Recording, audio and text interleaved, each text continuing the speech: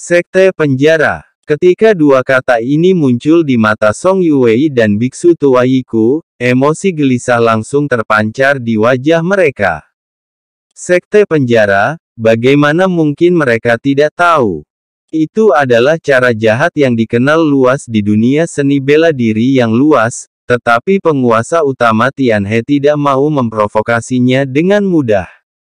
Mengapa? Sekte penjara ini berpikir untuk menimbulkan masalah bagi Chu Feng.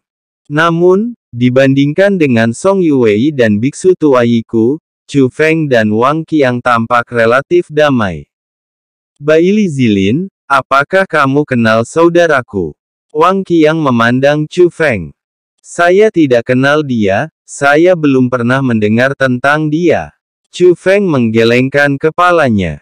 Apakah kamu mencari masalah? Kalau begitu, bagaimana menurutmu? Apakah kamu ingin memberinya pelajaran? Bagaimana saya bisa punya waktu untuk berbicara dengannya?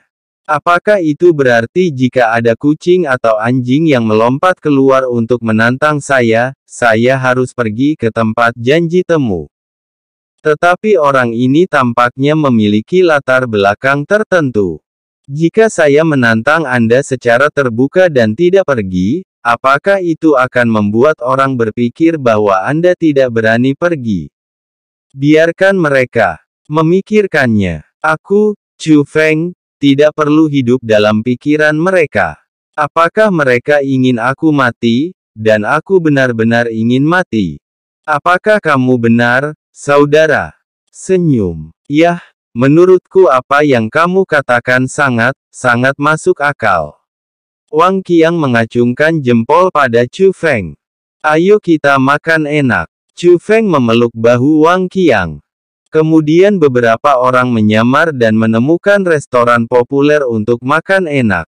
Mungkin sudah terlalu lama dia tidak makan makanan enak. Bahkan Yue Ling tidak peduli dengan citranya dan mulutnya penuh minyak. Belum lagi Wang Qiang, mulutnya yang mencicit tidak ada bedanya dengan makan seperti babi. Banyak pembudidaya seni bela diri di restoran melirik mereka dengan aneh.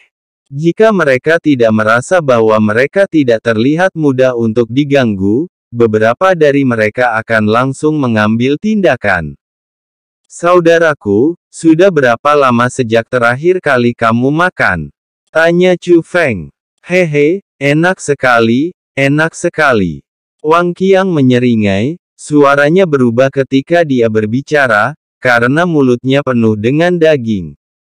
Padahal, meski dalam kondisi seperti itu, mereka tidak akan mati jika tidak makan atau minum, namun makanan enak selalu menjadi kegemaran mereka. Dalam hidup, tidak dapat dipungkiri bahwa Anda akan menghadapi banyak kemunduran, penderitaan, dan hal-hal yang tidak memuaskan, dan masih banyak lagi. Tapi mengapa orang masih ingin hidup selamanya? Itu karena banyak hal indah di dunia ini yang membuat orang bernostalgia. Dan makanan adalah salah satunya. Saudaraku, apakah kamu punya, apa rencanamu selanjutnya? Wang Qiang menyeka tangannya dan bertanya diam-diam. Aku berencana mencari Ziling dan mengasingkan diri bersamanya untuk sementara waktu. Ayo pergi bersama, jawab Chu Feng diam-diam. Aku tidak akan pergi. Sekarang aku adalah anggota dari rumah surgawi tubuh ilahi. Karena aku telah keluar dari zaman para dewa, aku masih lebih baik kembali dulu. Kalau begitu aku akan mengantarmu kembali. Kata Chu Feng. Oh, tidak.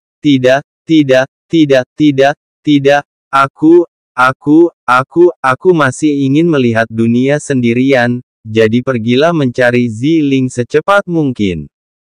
Istri, tidak seperti saudara laki-laki saya. Jika Anda punya waktu, silakan habiskan lebih banyak waktu dengan istri Anda, kata Wang Qiang.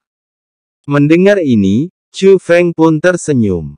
Faktanya, ketika Wang Qiang mengatakan dia akan pergi, Chu Feng masih sedikit enggan untuk pergi. Chu Feng memiliki banyak teman, tetapi jika saya harus mengatakannya, waktu yang dihabiskan bersama Wang Qiang selalu lebih membahagiakan. Tidak mungkin, lagi pula, setiap orang punya urusan masing-masing. Setelah itu, Wang Qiang pergi. Chu Feng mengirim Song Yue dan yang lainnya kembali ke alam rahasia kuno. Tempat ini masih sangat aman. Dan karena pembatasan itu dicabut, mereka bisa bergerak bebas. Adapun Chu Feng, dia pergi mencari Ziling. Alasan mengapa Chu Feng berencana mundur adalah karena meskipun Chu Feng fokus pada budidaya, dia juga telah mempelajari pintu yang menghalangi pasukan Shuro. Gerbang itu adalah formasi khusus. Selama Chu Feng bisa memecahkannya, pasukan Shuro tidak hanya bisa mendapatkan kembali kebebasannya, tetapi juga meningkatkan budidaya mereka. Setelah belajar selama beberapa hari ini, Chu Feng telah menemukan arah yang benar dan baru saja mencapai terobosan. Jadi bersiaplah untuk mundur dan mendobrak pintu ini sekaligus. Ketika tingkat kultivasi Anda perlahan meningkat, itu juga merupakan pilihan yang baik untuk memanfaatkan kekuatan pasukan Shuro terlebih dahulu. Terlebih lagi, jika pasukan Shura bersedia mengikutinya, Chu Feng secara alami harus membantu mereka meningkatkan budidaya mereka. Awalnya, Chu Feng bisa tinggal di tempat rahasia kuno ini untuk mundur. Tapi Ziling masih menunggunya di Presiden Kamar Dagang Prajurit. Aku berjanji pada Ziling sebelumnya bahwa aku akan kembali menemukannya setelah pergi ke zaman para dewa, jadi aku tidak bisa mengingkari janjiku. Dan mengandalkan formasi teleportasi di puncak 9 surga, tidak butuh waktu lama bagi Chu Feng untuk tiba di tempat Ziling sekarang. Presiden Kamar Dagang Prajurit dan Ziling semuanya tersenyum saat melihat Chu Feng kembali dengan selamat. Tentu saja saya juga menanyakan banyak hal. Pertama-tama, tantangan Baili Zilin mencakup banyak sungai Tian-Tian, dan mereka secara alami melihatnya. Juga sangat penasaran mengapa seorang pria tiba-tiba melompat keluar untuk menantang Chu Feng. Tentu saja Baili Zilin hanya berada di urutan kedua, mereka semakin penasaran dengan pengalaman Chu Feng di zaman para dewa. Chu Feng juga dengan sabar memberitahu mereka. Pada saat yang sama, di alam atas garis darah Tianhe, ada juga markas besar sekte penjara. Baili Zilin ada di sini sekarang. Juga melalui kekuatan formasi Basecamp inilah dia menggunakan metode menutupi banyak sungai surgawi. Saat ini, Baili Zilin sedang duduk bersila dalam formasi, berlatih dengan serius. Namun tiba-tiba terdengar suara berisik di luar. Mendengar ini, Baili Zilin berdiri dan berjalan keluar. Ketika dia membuka pintu, dia melihat beberapa penjaga penjara menghalangi seorang pria gemuk dan berkulit putih di luar. Identitas pria itu mungkin tidak sederhana. Dihadapkan pada gangguan paksa, Jenderal penjara tampak sangat malu. Chen Hui, kenapa kamu datang menemuiku? Baili Zilin bertanya pada pria gendut itu. Dia adalah orang yang sangat serius dalam berkultivasi. Alasan mengapa dia berhenti berlatih adalah karena dia menilai dari suara kedatangan Chen Hui.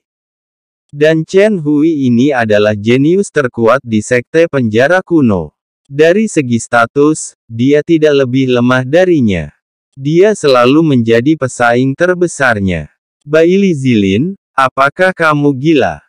Kamu tidak menyesali apa yang terjadi pada Xian Haiyuer sebelumnya, tapi sekarang kamu secara terbuka menantang Chu Feng. Sebagai anggota sekte penjara, bagaimana kamu bisa bertindak sedemikian rupa? Untuk menghancurkan sekte penjaraku. Chen Hui berkata dengan marah sambil menunjuk.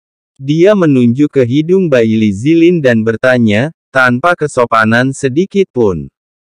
Insiden dengan Xian Haiyuer telah membuatnya sangat tidak bahagia. Apalagi yang menimpa Song Yun, ia merasa secara tidak langsung dirugikan oleh Baili Zilin. Sekarang Bailey Zilin secara terbuka menantang Chu Feng dan secara serius melanggar peraturan sekte penjara. Chen Hui, izinkan aku memperingatkanmu sekali, jangan tunjuk aku. Apakah kamu mengancamku? Bailey Zilin, apakah kamu pikir kamu benar-benar dapat melakukan apapun yang kamu inginkan karena kamu memiliki ayah yang baik? Orang lain takut padamu, tapi aku tidak takut padamu. Chen Hui tidak setuju, dan bahkan mengulurkan tangannya karena marah. Dia ingin meraih leher Bailey Zilin. Boom! Tapi saat berikutnya, Bailey Zilin muncul di belakang Chen Hui, dan pada saat yang sama, satu tangan telah mencubit pergelangan tangan Chen Hui yang menunjuk ke arahnya. Dia memutar lengan Chen Hui dengan keras. Tuan Zilin, ini. Melihat pemandangan ini, para jenderal penjara panik. Beranikah kamu menyerangku? Apakah kamu benar-benar mengira kamu adalah lawanku? Chen Hui, demi sesama sekte, minta maaf padaku sekarang dan aku bisa melepaskanmu. Persetan denganmu. Chen Hui mengutuk dengan marah, dan pada saat yang sama, aura agung menyembur keluar dari tubuhnya, dan budidayanya mencapai tingkat dewa sejati kelas 2. Namun saat berikutnya, ekspresinya membeku. Dia terkejut saat mengetahui bahwa tingkat kultivasi seperti itu masih tidak dapat menggoyahkan Bailey Zilin.